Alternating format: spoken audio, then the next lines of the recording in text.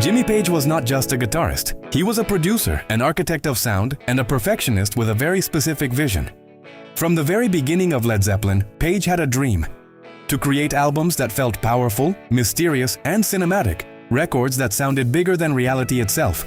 For years, he chased that vision. But according to many fans and critics, there was one album where Jimmy Page finally achieved what he had imagined. That album was Physical Graffiti. By 1975, Led Zeppelin were already the biggest rock band in the world. Yet Jimmy Page felt they still hadn't fully realized their creative potential.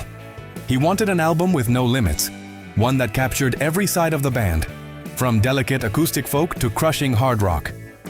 Physical Graffiti became that statement. Unlike their earlier records, which were often recorded quickly and under pressure, this album was expansive. It was a double album, an ambitious move that allowed the band to explore every sound they loved.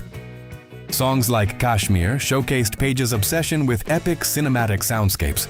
With its hypnotic riff, orchestral strings, and Eastern-inspired atmosphere, Kashmir felt like a journey through another world. It was the kind of music Page had dreamed of making since he was a young session guitarist imagining something beyond traditional blues rock.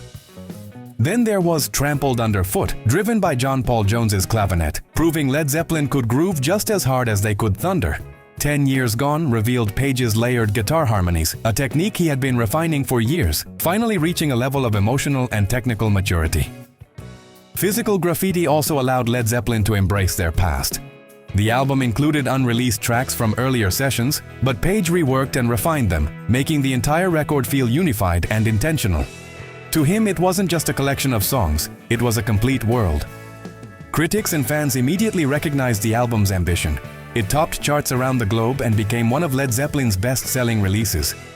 More importantly, it solidified Page's reputation as one of rock's greatest producers.